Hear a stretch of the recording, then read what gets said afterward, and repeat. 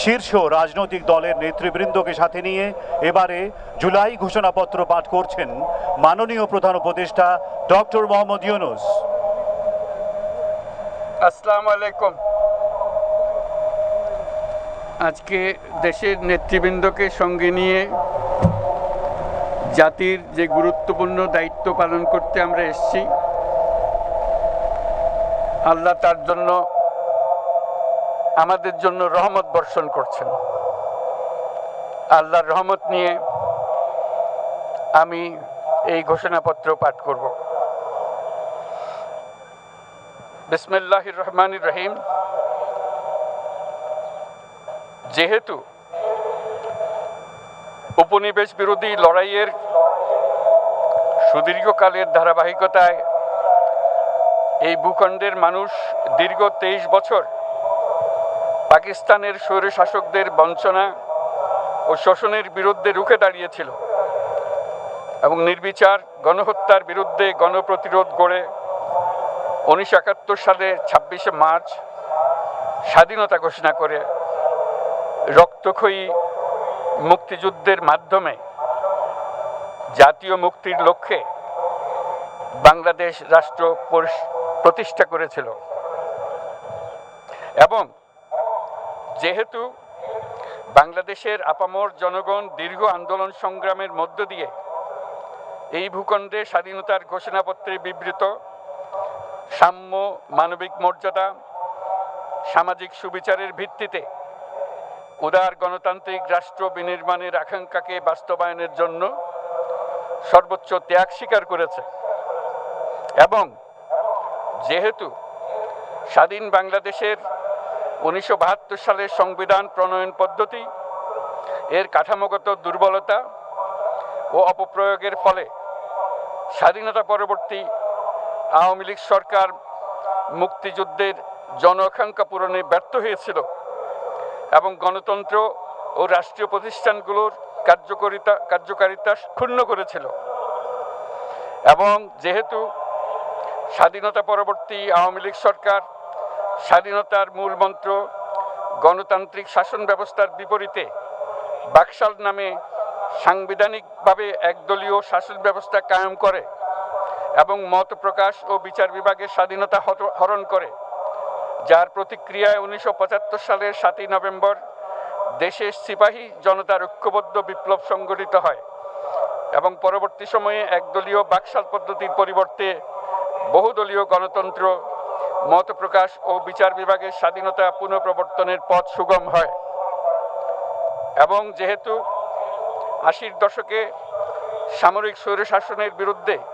দীর্ঘ 9 বছর ছাত্র জনতার অবিরাম সংগ্রামের মধ্য দিয়ে 1990 সালে গণ অভ্যুত্থান সংগঠিত হয় এবং 91 সনে পুনরায় সংসদীয় গণতান্ত্রিক শাসন ব্যবস্থার প্রবর্তন করা হয়, এবং যেহেতু দেশি বিদেশি চক্রান্তে সরকার পরিবর্তনের গণতান্ত্রিক প্রক্রিয়া ব্যাহত হওয়ায় 1/11-র মতো ষড়যন্ত্রমূলক ব্যবস্থার মাধ্যমে বাংলাদেশে শেখ হাসিনার একচ্ছত্র ক্ষমতা, আধিপত্য এবং ফ্যাসিবাদের পথ সুগম করা হয়। যেহেতু দীর্ঘ 16 বছরের ফ্যাসিবাদী অগণতান্ত্রিক গণবিরোধী শাসন ব্যবস্থা কায়েমের লক্ষ্যে এবং একদলীয় রাষ্ট্র ব্যবস্থা প্রতিষ্ঠার অতি উগ্র বাসনা চরিতার্থ করার অভিপ্রায়ে সংবিধানে অবৈধ অগণতান্ত্রিক পরিবর্তন করা হয়, যার ফলে একদলীয় একচ্ছত্র ক্ষমতা ও আধিপত্য প্রতিষ্ঠার পথ সুগম হয়। এবং যেহেতু শেখ হাসিনার আওয়ামী লীগ সরকারের দুঃশাসন, গুম খুন, আইন বহির্ভূত হত্যাকাণ্ড, মত প্রকাশের স্বাধীনতা হরণ এবং একদলীয় স্বার্থে সংবিধান সংশোধন ও পরিবর্তন বাংলাদেশের সকল রাষ্ট্রীয় সাংবিধানিক প্রতিষ্ঠানসমূহকে ধ্বংস করে, এবং যেহেতু হাসিনা সরকারের আমলে তারই নেতৃত্বে একটি চরম গণবিরোধী, একতান্ত্রিক ও মানবাধিকার হরণকারী শক্তি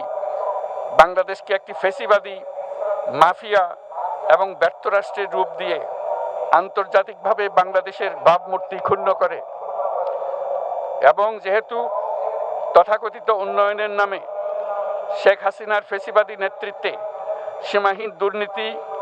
ব্যাংক লুট, অর্থ পাচার ও অর্থনৈতিক প্রতিষ্ঠানগুলিকে ধ্বংসের মধ্যে দিয়ে বিগত পতিত দুর্নীতিবাজ আওয়ামী লীগ সরকার বাংলাদেশ ও এর অমিত অর্থনৈতিক সম্ভাবনাকে বিপর্যস্ত করে তোলে এবং পরিবেশ, প্রাণ বৈচিত্র্য ও জলবায়ুকে বিপন্ন করে। এবং যেহেতু শেখ হাসিনার ফ্যাসিস্ট সরকারের বিরুদ্ধে রাজনৈতিক দল, ছাত্র শ্রমিক সংগঠন সহ সমাজের সর্বস্তরের জনগণ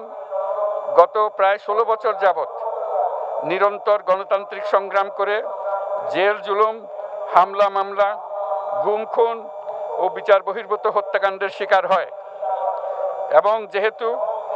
বাংলাদেশে বিদেশি রাষ্ট্রের অন্যায় প্রভুত্ব, শোষণ ও খবরদারিত্বের বিরুদ্ধে এদেশের মানুষের ন্যায়সঙ্গত আন্দোলনকে বহিঃশক্তির তাবেদার আওয়ামী লীগ সরকার নিষ্ঠুর শক্তি প্রয়োগের মাধ্যমে দমন করে। এবং যেহেতু অবৈধভাবে ক্ষমতা অব্যাহত রাখতে আওয়ামী লীগ সরকার 3টি প্রহসনের নির্বাচনে এর জাতীয় সংসদ নির্বাচন এদেশের মানুষকে ভোটাধিকার ও প্রতিনিধিত্ব থেকে বঞ্চিত করে। যেহেতু আওয়ামী লীগ আমলে ভিন্ন মতের রাজনৈতিক নেতাকর্মী, শিক্ষার্থী, তরুণদের নিষ্ঠুরভাবে নির্যাতন করা হয় এবং সরকারি চাকুরিতে একচেটিয়া দলীয় নিয়োগ এবং কোটাভিত্তিক বৈষম্যের কারণে ছাত্র,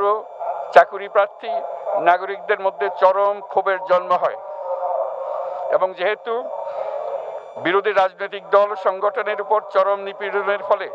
দীর্ঘদিন ধরে জনরোষের সৃষ্টি হয় এবং জনগণ সকল বৈধ প্রক্রিয়া অবলম্বন করে ফ্যাসিবাদ বিরোধী লড়াই চালিয়ে যায়। এবং যেহেতু সরকারি চাকরিতে বৈষম্যমূলক কোটা ব্যবস্থা বিলোপ ও দুর্নীতি প্রতিরোধে বৈষম্য বিরোধী ছাত্র আন্দোলন চলাকালে আওয়ামী লীগ সরকার কর্তৃক ব্যাপক দমন পীড়ন, বর্বর অত্যাচার, মানবতা বিরোধী হত্যাকাণ্ড চালানো হয়, যার ফলে সারা দেশে দলমত নির্বিশেষে ছাত্র জনতার উত্তাল গণবিক্ষোভ গণ অভ্যুত্থানের রূপ নেয়। এবং যেহেতু ফ্যাসিস্ট শক্তির বিরুদ্ধে অদম্য ছাত্র জনতার অভ্যুত্থানে রাজনৈতিক দল, ধর্মীয়, সামাজিক, সাংস্কৃতিক, পেশাজীবী, নারী ও শ্রমিক সংগঠনসমূহ সমাজের সকল স্তরের মানুষ যোগদান করে এবং আওয়ামী ফ্যাসিবাদী বাহিনী রাজপথে নারী, শিশু সহ প্রায় 1000 মানুষকে নির্বিচারে হত্যা করে, অগণিত মানুষ পঙ্গুত্ব, অন্ধত্ব বরণ করে। আন্দোলনের চূড়ান্ত পর্যায়ে সামরিক বাহিনীর সদস্যগণ জনগণের গণতান্ত্রিক লড়াইকে সমর্থন প্রদান করে। এবং যেহেতু অবৈধ শেখ হাসিনা সরকার পতন, ফ্যাসিবাদী ব্যবস্থার বিলোপ এবং নতুন রাজনৈতিক বন্দোবস্তের লক্ষ্যে বৈষম্য বিরোধী ছাত্র আন্দোলনের ডাকে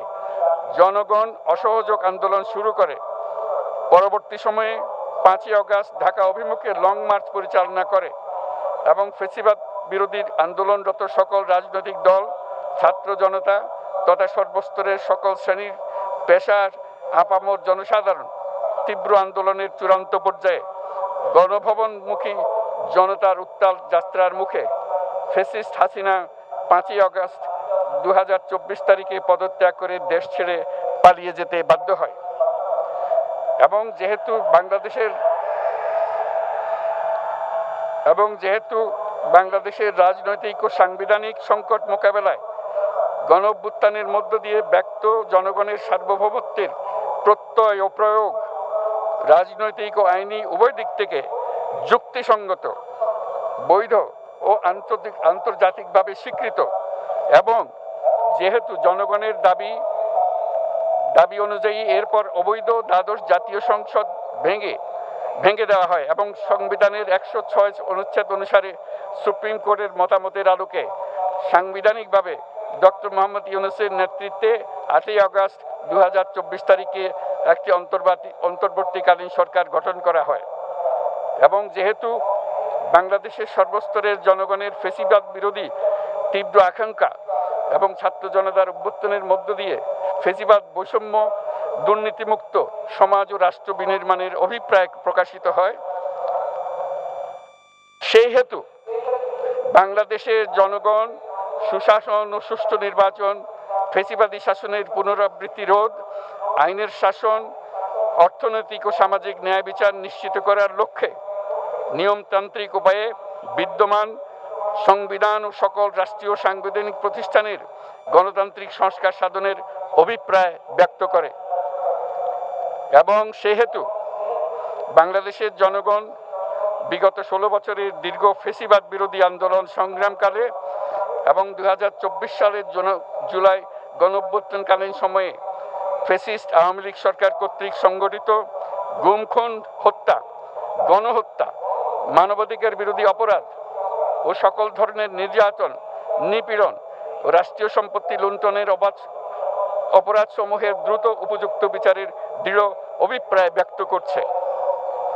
সেহেতু বাংলাদেশের জনগণ জুলাই জনগণের সকল শহীদদের জাতীয় বীর হিসেবে ঘোষণা করে শহীদদের পরিবার, আহত যোদ্ধা এবং আন্দোলনকারী ছাত্র জনতাকে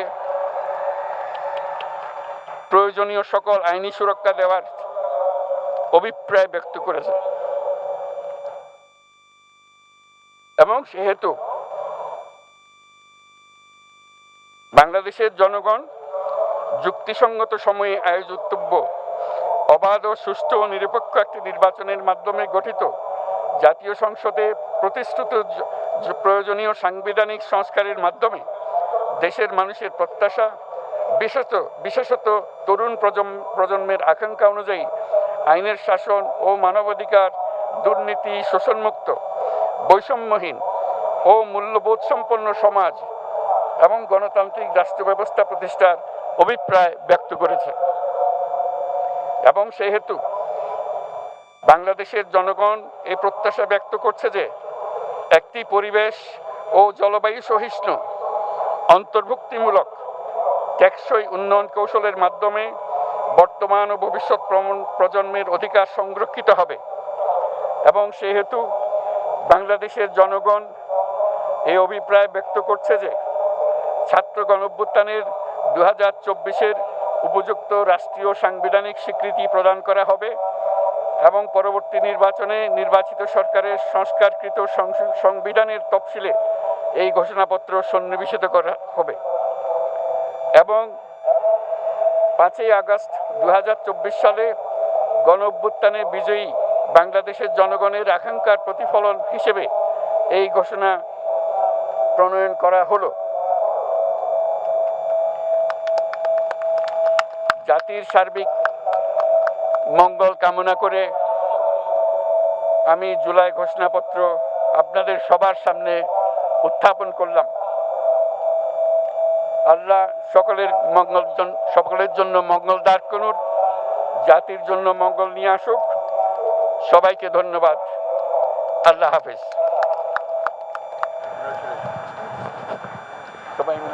সম্মানিত সুধীবৃন্দ, ঐতিহাসিক জুলাই ঘোষণাপত্র পাঠ শেষ হলো।